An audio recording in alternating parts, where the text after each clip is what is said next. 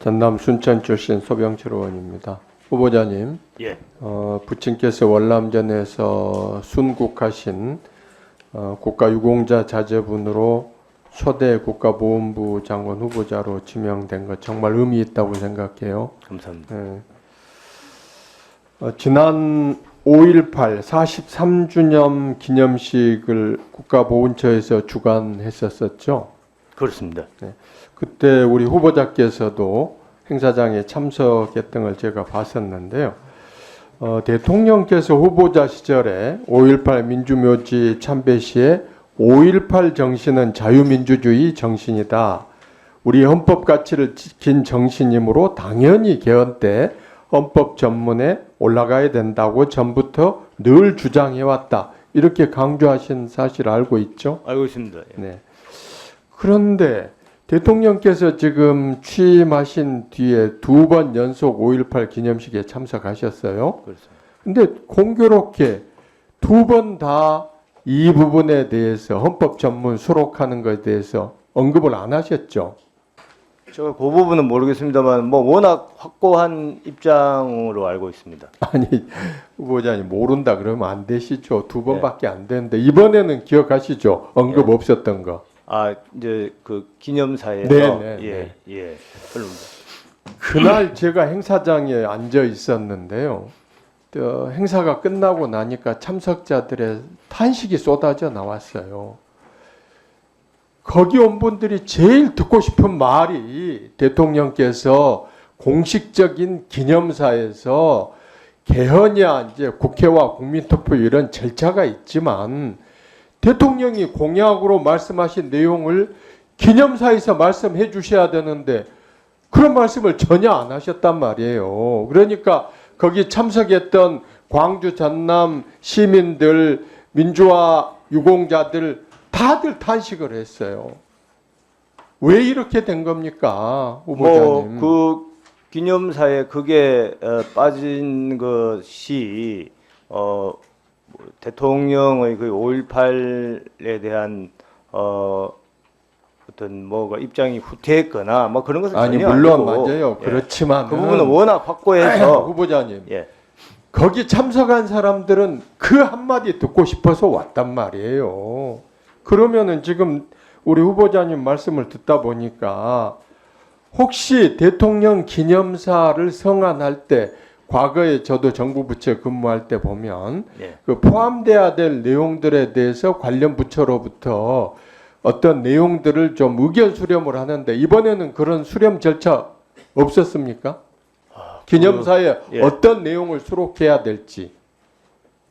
뭐 제가 정확히는 좀 기억이 나지 않습니다. 예. 제가 관여를 했는지 안 했는지는 지금 잘 모르겠습니다. 예. 사실 그날 이 기념식에 2번 오시는 것 자체가 중요한 게 아니라 서령 대통령께서 참석을 안 하셔서 기념사를 누구 정부 측 요인이 대독하더라도 예.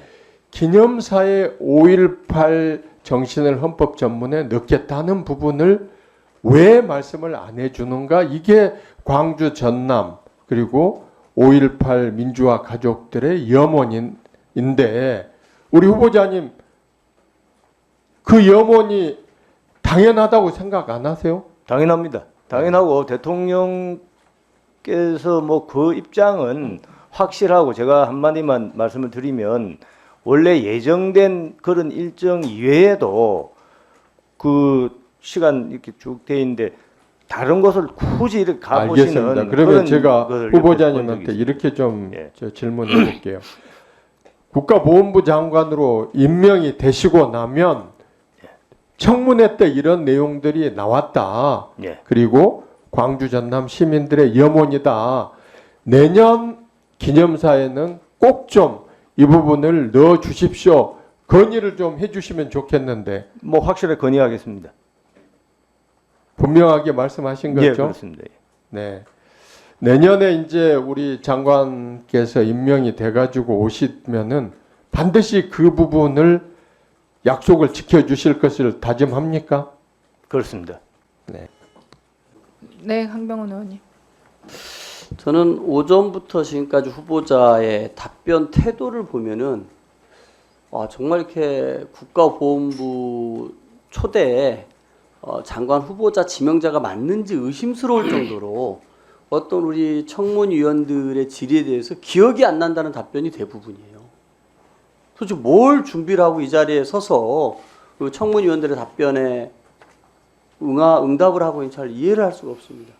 많은 청문위원들이 물을 것들이 본인의 신상부터 정책에 대한 것들, 사업에 대한 것들 여러 가지가 있을 텐데 대부분이 기억나지 않는다. 이렇게 부실하게 인사청문회를 준비하고 저 자리에 앉아 있는지 정말 답변 태도 심각한 문제가 생각하고, 그게 또 하나 위증을 피하기 위해서 일부러 기억나지 않는다라고 하는 것은 아닌지 상당히 의구심이 됩니다.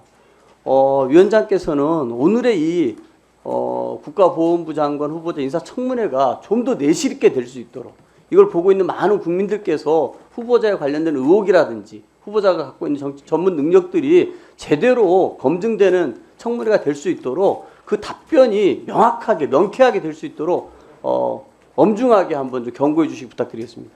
네, 알겠습니다. 일단 후보자님, 저기 그 자료 제출은 지금 아까도 말씀드렸지만은 그 후보자가 동의하면 바로 낼 수 있는 것들도 많아요. 지금 가세 자료 같은 거. 그런데 지금 하나도 아직까지도 제출 안 됐거든요. 그러니까 배우자의 것은 배우자의 것대로, 후보자의 것들은 후보자의 것대로 빨리 정리해서 제출해 주시기 바랍니다. 그리고 지금 강병원 의원님 지적하신 대로 좀 아니다, 기다 좀 답변을 명쾌하게 하셨으면 좋겠어요. 본인이 국회의원도 하셨고 또 검사로서 많은 사람들 신문도 해보셨을 텐데 일종의 그 기억이 나지 않는다, 이런 답변 태도는 이제 부실한 답변이라고밖에 볼 수 없을 것 같습니다. 그래서 지금 이 자리가 굉장히 어려운 자리이기 때문에 본인도 대답하기 어려운 부분이 있다는 것은 알겠습니다. 그러나 또 후보자로서 책임감을 가지고 성실하게 답변해 주시기 바랍니다. 예. 네. 다음은 존경하는 강성희 의원님 질의해 주시기 바랍니다.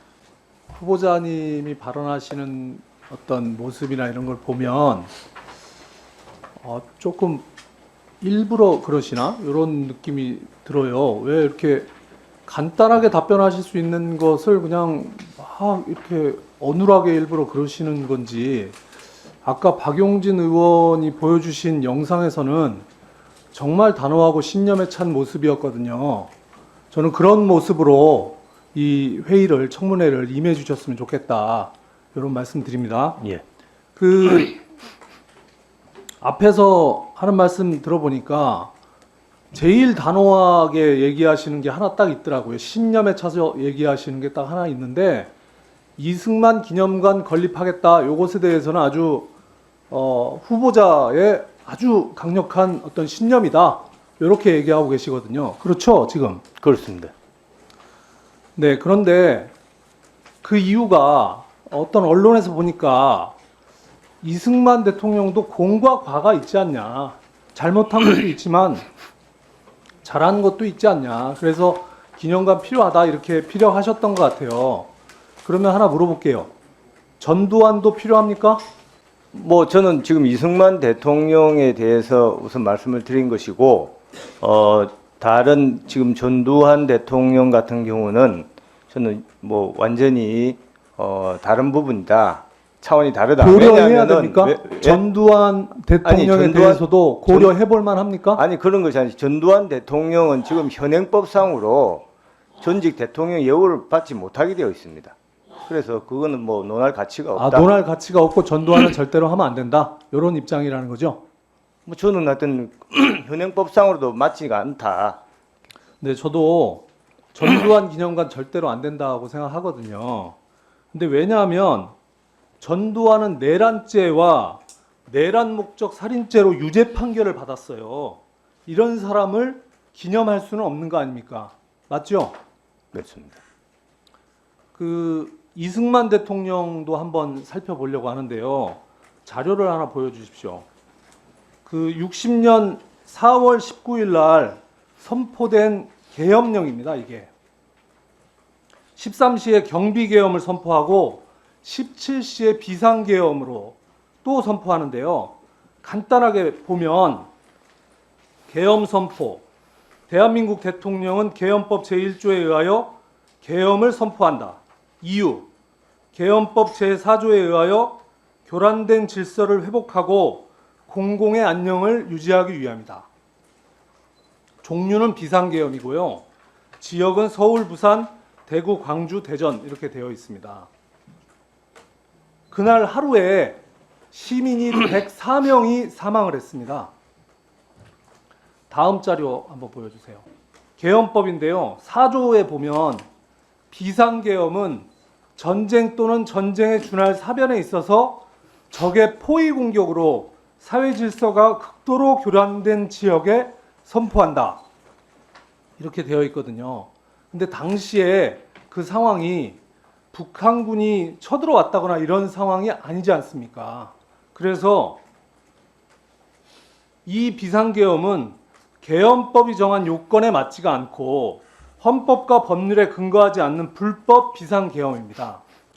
이게 바로 형법 91조 국헌문란에 해당하고 이게 곧 내란입니다.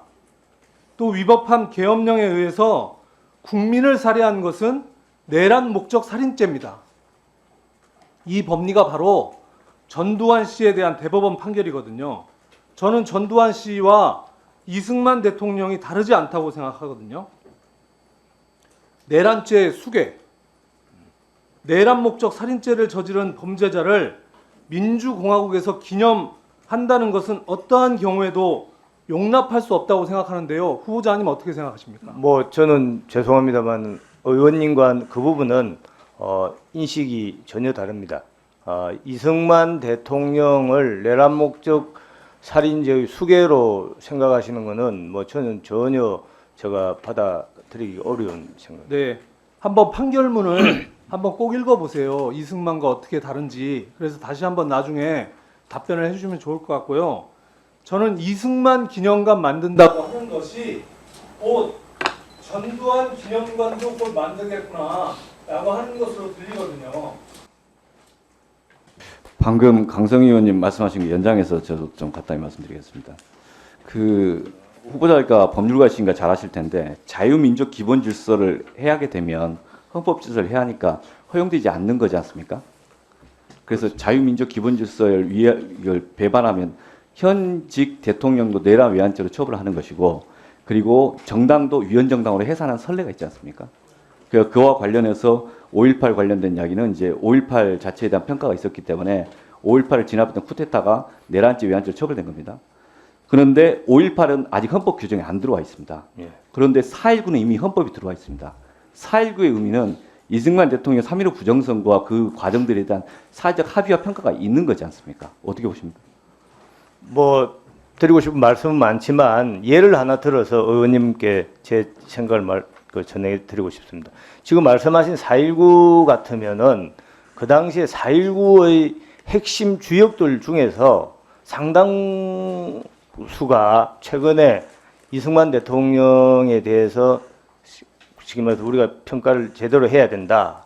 이렇게 하면서 뭐 언론에 난 것을 보았습니다. 그러니까 뭐 그런 부분은 뭐 의원님하고 저하고 좀 생각이 좀 차이가 있는 것 같고 결국에는 국민들이 그 이승만 대통령을 어떻게 평가하느냐 여기에 그렇죠. 달려 자유민주적 기본 질서를 예. 무너뜨리는 사람이었냐, 그것을 무너뜨리다가 실패하고 도망간 사람이냐, 뭐 이런 이야기가 있겠죠. 하여간 이 지점에 대해서는 예. 결코 가볍게 이야기할 주제가 아니다. 그렇습니다. 합니다. 다음으로 그림 관련해서 2시간 뒤에 뭐 이야기를 주신다고 해서 예, 예. 이 자료는 계속 기다리고 있습니다. 알겠습니다. 지금 구체적으로 뭐 그림 갤러리, 아트리에 갤러리 쭉 자료들이 있습니다. 예, 충분히 여기 나오는 언급되는 작품들에서는 다 해명을 좀 해주시기 바랍니다. 그렇습니다. 예. 다음으로 요 화면 보면서 설명 하나 드리겠습니다. 아까 민병덕 의원 말씀하신 거 연장해서 이야기 드리겠습니다. 이 건에 대해서는 저희가 검찰권 남용 이슈가 있고 후보자가 공직자로서 재직하는 기간 동안에 적절한 권력을 행사하는가 이런 지적이라고 이해를 합니다. 다음 페이지 보시면 이 부분 아까 인정하신 사례고 실제 김웅수 법조비리 다 인정하신 사례고 다음 보시면 이 사건에 대해서 여러 명이 했다는 것도 다 이야기하셨고요. 그 다음 페이지 보시면 이 건 중에서 3건이 완전 무죄 나왔고요. 그 다음에 일부 건에 대해서는 상당수가 무죄가 나온 사례입니다. 물론 유죄도 있습니다. 그 다음에 아까 후보자가 말씀하셨던 고법 부당판 사건은 5개 혐의가 기소가 됐는데 그 중에 4개가 무죄가 나왔습니다. 다음 페이지 보시겠습니다. 그 중에 지금 현재 이른바 김모씨 사건에 대해서는 후보자가 주인검사였고요. 다음 페이지 보시면 이 건이 하여간 다 무죄 받았는데 이런 무죄 받은 것에 대해서 아무리 책임이 없냐, 이게 어떻게 우리가 사회적으로 평가할 거냐, 그런 말씀을 드립니다. 다음 페이지. 이 건의 핵심 증거는 김홍수의 진술입니다. 두 번째는 김홍수의 다이어리입니다. 그래서 이 부분을 아까 그 이야기를 한 것이죠. 김홍수 진술에 대해서는 신빙성이 없다, 문제가 있다라고 여러 사건에서 이야기를 하는 것 같습니다. 그리고 김홍수 다이어리는 조작 가능성이 있는 거 아니냐, 그런 의문을 이야기하는 것 같습니다. 이것은 저의 개인적 의견이 아니고 이 건 관련된 판결문에 나오는 판사들의 이야기입니다. 다음 보시겠습니다. 김홍수 진술 관련해서 김모씨 사건에 대해서 실제 그 이야기가 쭉 그 강한 의심이 든다라고 지적을 합니다. 이 신빙성이 있냐? 두 번째, 김홍수의 고법 부당 사건에서도 똑같이 이러이러한 문제점들, 아까 이 민병도 이야기했지만 266회 왔다 갔다 하면서 자료들에 대한 거나 여러 가지 문제 제기를 합니다. 그 별도의 관계가 있는 거 아니냐. 세 번째, 이른바 세관 공무원 사건에 있어서도 이 뇌물 공여 사건에서 오히려 조사받지 않고 입건도 되지 않았다. 김홍수를 특별히 봐주고 하고 있는 거 아니냐. 이런 이제에서 김홍수 진술에 대한 신빙성 문제를 다른 사건에 제기를 하고 있습니다. 그다음 요게 포인트인데요. 이제 김홍수의 진술이 있고 그다음에 김홍수의 다이어리가 핵심 증거라고 아까 후보자도 인정을 했던 겁니다. 그런데 이 것에 대해서 법원은 이렇게 본다는 거죠. 이 김홍수의 다이어리가 사후에 인위적으로 조작되었을 가능성이 높다. 그러니까 이 판사의 이 판단에 대해서 1심, 2심, 3심 똑같았습니다. 이 판단에 대해서 김홍수가 단독으로 조작을 했거나 아니면 김홍수가 검찰 수사관 공모에 조작했거나 또는 기타 더 확대돼서 조작을 했거나 아니면 조작이 없는데 1심, 2심 판사가 다 엉터리 판결했거나 이 4가지 중에 하나라는 겁니다. 그럼 국민들이 보기에 이걸 어떻게 이해할 것인가? 실제 이 부분에 대해서 어떻게 답변하시겠습니까? 그러니까 법원의 판결이 검찰의 그 의견과 결과적으로 달랐던 점에 대해서는 주인 검사로서 뭐 송구스럽게 생각을 합니다. 그러나 당시에 그 다이어리를 통해서 많은 사건이 유죄가 된 점을 비추어 보면 다이어리가 조작되었다 이런 점 또는 더 나아가서 검사가 또 수사관이 그 다이어리를 조작했다라고 하는 것은 좀 지나친 판사가 엉터리 판결했다고 말씀하시는 아닙니다. 법원의 판결에 대해서는 존중을 합니다만은 주인 검사로서 뭐 오래전의 사건입니다만은 무죄 판결이 난 점에 대해서 유구무원입니다. 유구무원이고 다만 다시 한번 말씀드리지만 그 제가 일부 그때 수석 검사를 했는데 뭐 이 사건이 그 다른 부분이 핵심적이고 아주 시끄러운 사건이었는데 그런 그 언론이 모든 집중을 한 사건에서 그 핵심 증거를 검사가 나서서 조작한다라는 것은 그것은 있을 수 없는 일입니다. 네, 수고하셨습니다.